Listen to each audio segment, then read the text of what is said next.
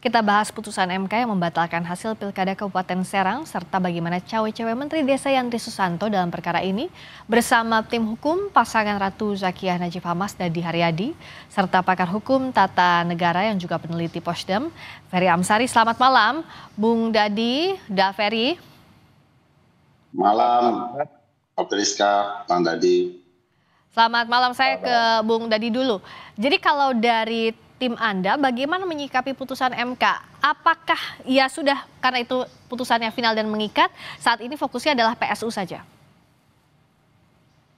Ya, terima kasih Mbak. Jadi memang sudah sering kita berulang kali sampaikan bahwa apapun putusan itu memuaskan atau tidak memuaskan yang keluar dari Mahkamah Konstitusi atas putusan hasil perselisihan pemilihan kepala daerah, maka kita harus patuh dan hormat terhadap putusan itu.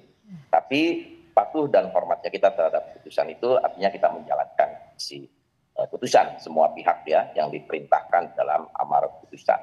Tapi juga kita harus melihat apakah memang ada rasa keadilan dalam putusan itu, apakah memang sudah sesuai dengan etiknya Hakim Mahkamah Konstitusi dalam memutus perkara tersebut. Jadi kalau masih ada potensi-potensi terlanggarnya etik dalam putusan perselisihan hasil pemilihan kepala daerah itu, kita juga masih bisa melakukan upaya hukum untuk menjelaskan kepada publik bahwa ada kesilapan hakim atau kesalahan dalam mengucapkan putusan tersebut pada aspek yuridisnya, sehingga nanti ada lembaga lain, misalnya Majelis Kehormatan yang akan memeriksa apakah itu ada pihak yang menjadi hakim terlapor atau hakim terduga sebagaimana diatur dalam peraturan Majelis Kehormatan Mahkamah Konstitusi. Tapi pada prinsipnya kami pihak terkait ya, kami sebagai pihak terkait, karena dalam konteks yang menjadi objek sengketa dalam perselisihan hasil pemilihan ini kan menjadi termohon adalah KPU. Kami hanya menjaga kepentingan hukum dari klien kami sebagai pasangan calon bupati dan wakil Bupati Serang, dan kami sebagai pihak terkait itu memang sudah diterima dan didudukkan sebagai pihak terkait, sehingga kami punya hak hukum untuk memberikan keterangan pihak terkait. Jadi kami sudah jawab apa yang menjadi dalil permohonan. Di mana saja yang sudah dijawab itu? Bisa dijelaskan Bung Dadi, apa-apa saja yang sudah dijawab? Kita mencatat bahwa apa yang menjadi dalil permohonan itu adalah pada adanya ya bagaimana ketentuan Undang-Undang Pilkada yang mengatur adanya pejabat negara, pejabat pemerintahan yang kemudian terlibat itu untuk menguntungkan salah satu calon peserta pemilihan yang kemudian didalilkan oleh pemohon, maka sanksinya bisa pada pembatalan calon. Makanya dalam dalam petitum permohonan pemohon tersebut tidak ada pada PSU. Jadi petitum pemohon pasangan calon nomor 1 itu adalah permintaan diskualifikasi, tapi putusan yang dikeluarkan oleh Mahkamah Konstitusi justru adalah keluar daripada petitum dari pemohon itu sendiri. Nah, kami sebagai pihak terkait sudah menjawab apa yang kemudian didalilkan pada tanggal 3 Oktober terjadi mobilisasi atau konsolidasi ya para kepala desa yang didalilkan oleh pemohon itu hadir 85%. Ya, yang didalilkan oleh pemohon bahwa kehadiran kepala desa itu digerakkan, dimobilisasi oleh Yandri Susanto sebagai Menteri Desa. Padahal pada tanggal 3 Oktober itu Yandri Susanto itu warga negara biasa, tidak melekat jabatan pemerintahan apapun atau sebagai pejabat negara apapun. Satu, dia sudah bukan lagi menjadi wakil ketua MPR dan bukan menjabat sebagai Menteri Desa. Lalu bagaimana dalil permohonan bahwa didalilkan terstruktur sistematis dan masif kewenangan seorang Yandri Susanto yang tidak memiliki jabatan apapun mampu menggerakkan 85% kepala desa. Karena dalam keterangan saksi yang kita hadirkan, yaitu Ketua Abdesi itu sendiri, bahwa mengundang Yandri Susanto itu kapasitasnya adalah sebagai penasehat Abdesi. Jadi beliau itu adalah sebagai undangan, bukan sebagai mobilitator dalam kegiatan Abdesi tersebut. Di poin ini dulu, karena ini yang jadi highlight dari putusan MK. Bung Ferry, bisakah dipisahkan kalau tadi keberatan dari pihak termohon bahwa dari pihak paslon nomor urut 02 bahwa harusnya dipisahkan Yandri Susanto kapasitasnya sebagai pribadi, bukan sebagai menteri. Bisakah demikian?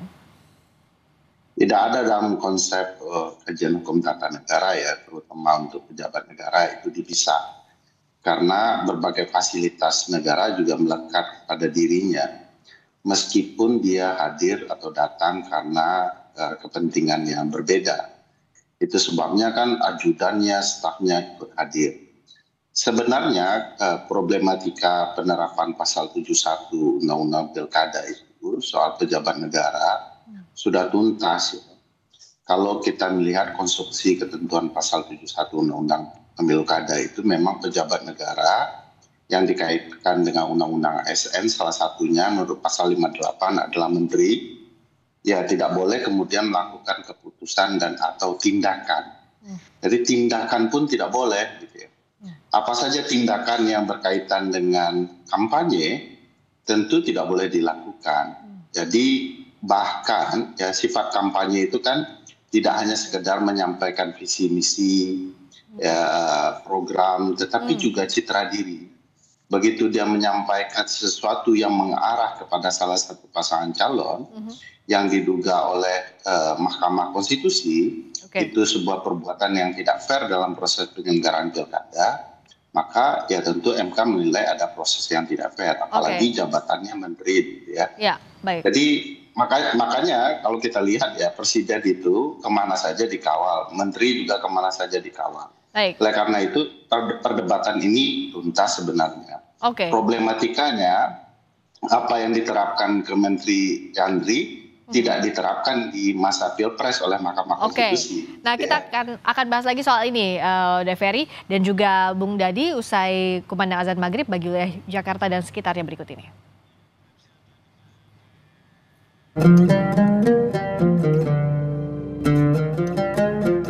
Allahu Akbar, Allahu Akbar, Allahu Akbar,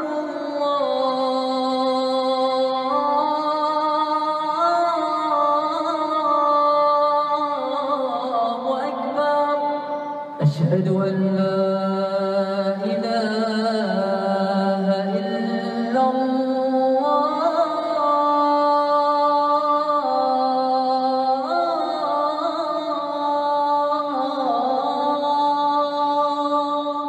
أشهد أن لا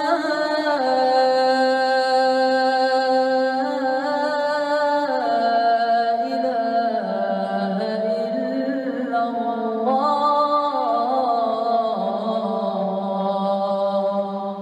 أشهد أن محمدا رسول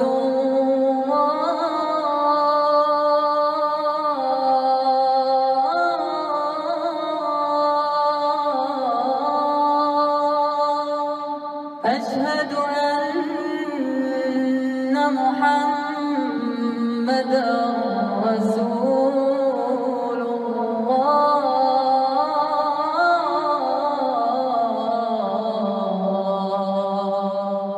حي على الصلاة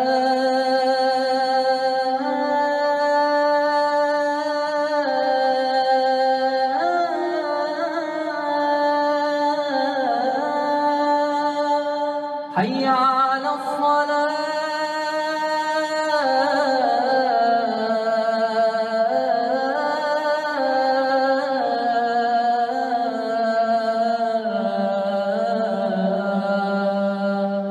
حي على الفلاح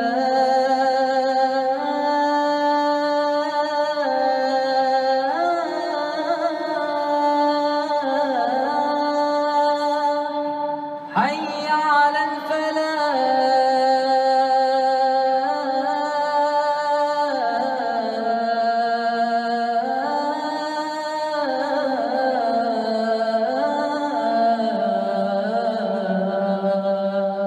الله أكبر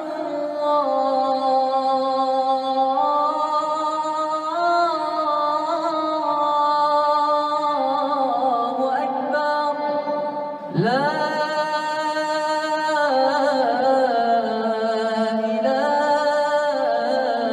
إله إلا الله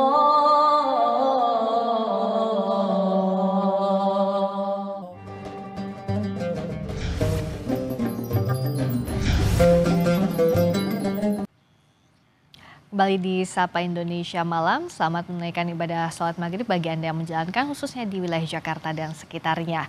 Kami masih berdiskusi bersama dengan tim hukum pasangan Ratu Zakiah Najib Hammas Dadi Haryadi dan pakar hukum tata negara yang juga peneliti Posdem Ferry Amsari. Saya ke Bung Dadi. Tadi kalau dari Bung Ferry harusnya perdebatan itu sudah tidak dibahas lagi karena tidak bisa juga dipisahkan mana pejabat negara sebagai pribadi dengan melekat sebagai jabatan. Nah, tapi dengan penjelasan ini, artinya apakah akan ada langkah hukum lain yang ditempuh, misalnya ke tadi Majelis Kehormatan Mahkamah Konstitusi atau seperti apa, Bung Dadi? Ya, saya komentar dulu Bung Ferry tadi kan salah juga memberikan komentarnya. Bahwa yang didalilkan pemohon itu adalah pertemuan abdesi yang dihadiri Pak Yandri Susanto tanggal 3 Oktober. Tidak ada Pak Yandri Susanto sebagai Menteri Desa pada tanggal 3 Oktober pada saat menghadiri Rakercap abdesi itu. Jadi tidak ada melekat jabatannya, kewenangannya, dan pas negara yang digunakannya. Saya setuju dipisahkan antara pejabatannya dengan pribadi. Kalau memang Pak Yandri pada yang didalilkan oleh pihak pemohon sebagai Menteri Desa pada tanggal 3 Oktober menghadiri acara Rakercap. Tapi pada acara Rakercap abdesi itu Menteri Yandri Susanto sebagai pribadi, sebagai warga negara yang tidak melekat jabatan di pemerintahan apapun. Ada persoalan di situ dan itu yang menjadi dalil bantahan daripada kita sebagai pihak terkait. Lalu juga memang ada beberapa hal yang benar kita buktikan justru pasangan calon nomor urut 1 yang menjadi pemohon yang banyak melakukan memobilisasi, menggerakkan kepala desa dan aparatur sipil negara. Karena kita ingat ya, kepala daerah Bupati Serang saat dilakukannya pemilihan bupati dan wakil bupati itu adalah bibinya daripada calon bupati Serang nomor urut 1. Jadi sebetulnya penggunaan kewenangan, fasilitas pemerintahan itu justru bisa diakses oleh pasangan urut nomor 1. Jadi itu juga yang kita laporkan adanya penggunaan rumah jabatan dinas bupati yang digunakan sebagai home base daripada tim pemilih pasangan urut nomor 1 yang disewa melalui APBD Kabupaten Serang tapi digunakan untuk di markas dengan pasangan calon nomor urut 1 melakukan pelantikan relawan dan sebagainya. Kita buktikan bahwa yang didalilkan berupa asumsi dan alibi itu menjadi tidak benar karena tidak pernah ada laporan ke Bawaslu sebagai lembaga yang berwenang menerima dugaan pelanggaran pemilihan. Tidak pernah ada putusan daripada Bawaslu yang menyatakan adanya pelanggaran pemilihan yang dilakukan oleh Pak Menteri Desa Yandri Susanto karena pengawasannya dilakukan sangat ketat. Pada saat Rakercap ada pengawas Bawaslu di sana. Pada saat melakukan haul juga waktu beliau sudah menjabat Menteri Desa juga ada Bawaslu banyak di sana melakukan pengawasan. Dan ada laporan dari kubu pasangan calon nomor urut 1. Tapi dilakukan pemeriksaan, kajian, dan putusan dinyatakan tidak terbukti adanya pelanggaran pemilihan. Apa? Pengawasnya, komisionernya pun langsung terjun ke lokasi melakukan pengawasan. Jadi bukti apa yang dibawa ke Mahkamah Konstitusi sehingga menyatakan bahwa itu adalah pelanggaran pemilihan administratif yang terstruktur, sistematis, dan masif. Karena kalau bicara TSM kan harus pada adanya penyelenggara pemilihan yang curang secara berjenjang ke bawah. Dia tidak mendalilkan bahwa adanya peran KPU yang sebagai penyelenggara pemilihan yang melakukan kecurangan itu tidak juga didalilkan. Gitu. Bung Ferry silakan ditanggapi dulu. Tadi masih tidak terima apakah soal yang Bung Yandri termasuk juga soal TSM, tudingan TSM, putusan soal TSM. Kesalahan fatal Bang Dadi ini dia fokus kepada dalil pemohon. Padahal dalam persidangan Mahkamah Konstitusi, Mahkamah bisa menemukan fakta-fakta lain. Itu sebabnya konsep ultra petita di Mahkamah Konstitusi kan diperbolehkan. Bahwa fakta ditemukan keterlibatan, sikap dan tindakan dari Pak Menteri yang punya kecondongan kepada salah satu pasangan calon, itu yang ditemukan Mahkamah. Dan kebetulan bisa kita pahami bahwa jabatannya cukup bisa mempengaruhi gerak dan tindakan kepala desa. Nah itu yang menjadi pertimbangan Mahkamah. Sebaliknya memang ada poin penting yang juga kita temukan di dalam berbagai persidangan Mahkamah Konstitusi, pengabaian proses administrasi di Bawaslu. Nah di titik itu mungkin poin Mas Dadi cukup kuat ya bahwa kok ada proses sengketa administratif yang tidak dilakukan oleh berbagai pihak yang diabaikan di MK. Tapi soal pembuktian bahwa keterlibatan penyelenggara negara terutama pejabat negara yang berkaitan dengan pilkada, menurut saya sudah tidak bisa dibantah lagi. Banyak sekali faktanya, begitu ya, terutama dalam kasus keterlibatan Pak Yandri. Nah, mestinya fokusnya bukan lagi melaporkan ke MK. Saya agak yakin agak sulit di MK itu kalau bicara bahwa ini ada pelanggaran etik MK. Fokusnya memang ketimbang tadi adalah siap di second round ini untuk kemudian bertarung membuktikan bahwa keterlibatan Pak Yandri tidak mempengaruhi kesukaan pemilih kepada calon. Nah, pada tahapan itu yang jauh lebih penting menurut saya yang perlu diperhatikan di dalam sengketa-sengketa di Mahkamah Konstitusi. Oke, nah Bung Dadi, apakah masih perlu untuk dibawa ke MK atau tadi seperti Bung Ferry katakan ya sekarang fokus kepada second round karena kan akan ada pemungutan suara ulang, artinya harus dibuktikan kembali apakah pasangan yang klien Anda ini bisa kembali memenangkan pemungutan suara. Ini kan persoal keyakinan masyarakat, Mbak. Apakah betul suara murni masyarakat, ya, lelah payah kita membangun demokrasi ini dengan biaya yang sangat tinggi, lalu diputus menjadi PSU dengan harus mengeluarkan biaya lagi, ya, lalu apakah nanti kemudian partisipasi publiknya memang tercapai sesuai dengan DPT yang ada, gitu kan? Apakah nanti pemilihan bupati Kabupaten Serang ini terlegitimasi atau tidak? Karena nanti bisa saja terjadi jumlah partisipasi dalam pemilihan pemungutan suara itu semakin menurun atau memang justru semakin meningkat, ya. Tapi kalau tadi kata Bang Ferry bahwa kemudian nanti ini bisa dibuktikan, ya kami yakin dan kami sangat yakini bahwa masyarakat di Kabupaten Serang itu ingin perubahan yang sangat nyata di Kabupaten Serang. Jadi sudah sangat lelah dan ingin ada perubahan yang baik, ya, pemerintahan yang transparan, akuntabel dan bersih, ya, tidak pada selalu terlibat dalam persoalan-persoalan KKN. Nah, ini sebetulnya menjadi mental dari kenapa kemudian Ibu Ratu Zakiah bisa memenangkan sampai dengan 70%. Walaupun dalam teknik kampanyenya dibantu oleh adanya Charlie Van Houten, Raffi Ahmad yang belusukan gitu kan, membangun semangat, spirit bahwa perubahan bisa terjadi di Kabupaten Serang. Dan saya yakin memang bukan keterlibatan dari suami daripada Ibu Ratu Zakiah. Itu hanya persekian saja karena punya hubungan hukum suami istri saja yang lalu dikait-kaitkan seolah-olah Pak Yandri selalu membela istrinya. Kan seperti itu gitu. Tapi kalau tadi dinyatakan bahwa kemudian apa yang kami bawa ke MK itu sebenarnya kami ingin memberikan penjelasan hukum kepada masyarakat. Apakah putusan Mahkamah Konstitusi ini murni beraspek hukum apa keluar dari aspek hukumnya? Baik. Nah, kalau umpamanya kami menemukan, menganalisis, mengkaji bahwa ada hal etik yang dilanggar, walaupun tidak merubah putusan, kami bisa menjelaskan kepada pemilih di Kabupaten Serang bahwa ini ada persoalan dalam putusan ini ketika diputus oleh Mahkamah Konstitusi. Itu yang kami ingin. Itu juga hak dari pihak terkait, tapi bicara soal putusan MK harus segera dilaksanakan dengan final meningkat. Kita masih menunggu kapan pemungutan suara ulang akan dilakukan. Informasi terakhir KPU Kabupaten Serang akan berkoordinasi dengan KPU RI terkait dengan waktu PSU ini atau pemungutan suara ulang di Kabupaten Serang. Terima kasih Bung Dadi Haryadi, tim hukum pasangan Ratu Zakiah Najib Hamas. Terima kasih juga Bung Ferry Amsari, pakar hukum tata negara yang juga peneliti Posdem.